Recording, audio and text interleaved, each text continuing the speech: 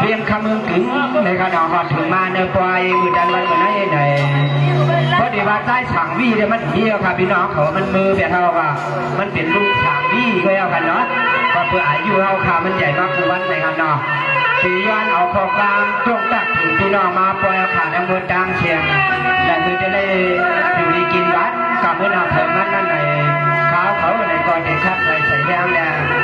ปีกลางวันเลี้ยงเอาไหนพี่น้องเขาไปปั่นแดงใหญ่ๆนำในกำในการนอนชุดไหนได้ทำเปลี่ยนได้ใครไฟสายค่อยลงไปเรียกความนะครับ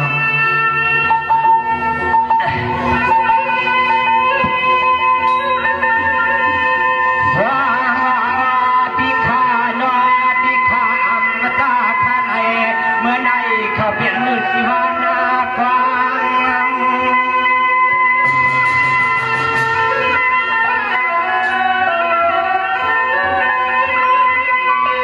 แย่มาพองตัวกาพองนอเดือน12ตัวมา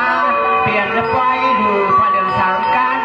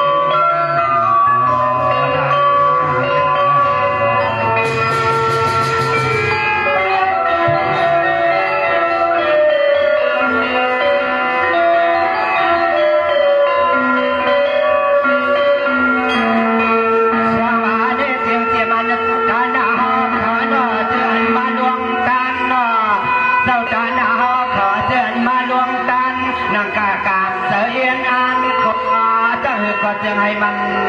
เปลี่ยน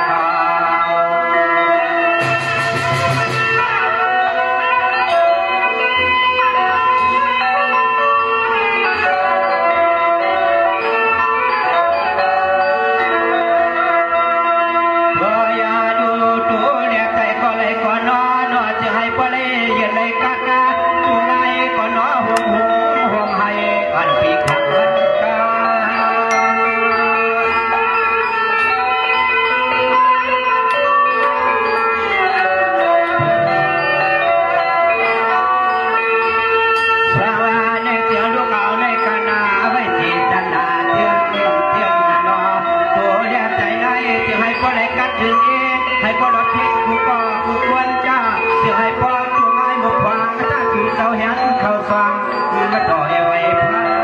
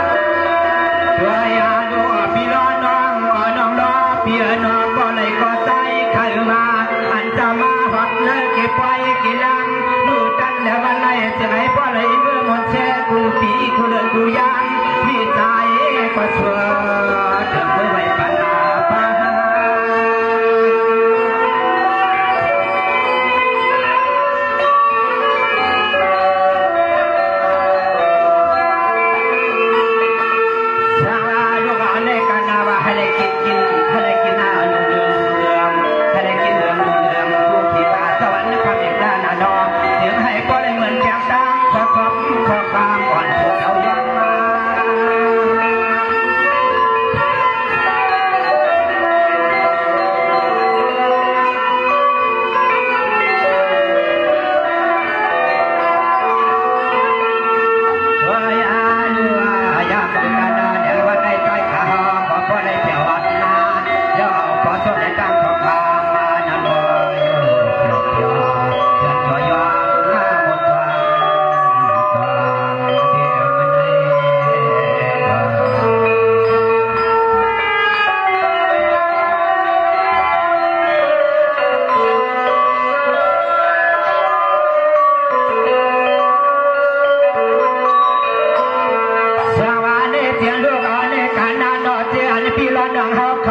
ปันเงินนาชูกึกรอหนอ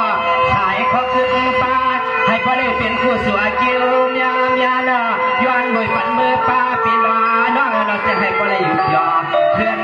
ทำมันมาในกันเนาะ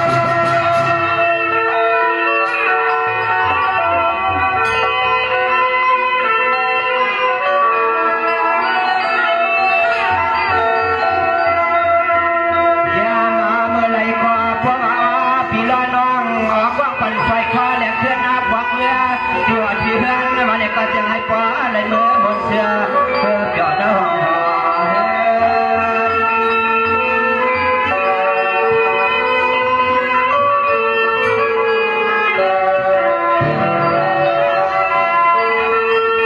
ช่างงานกันได้เหี้ยข้าก็เตรียมร่างกายยังใส่การสุดเด่นว่าจะนอนอันนั้นพวกร้อยในอ้อข่าวก็ดีอย่างถึงเพล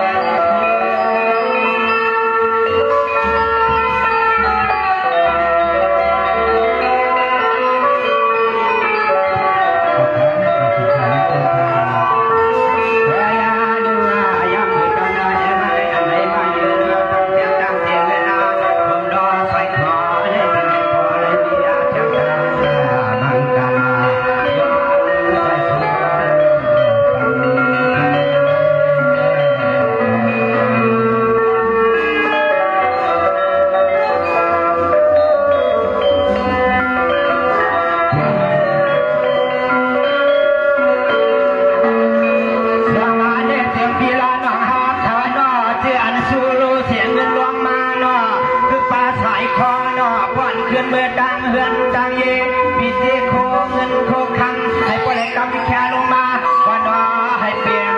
มาเพิ่มใจนอ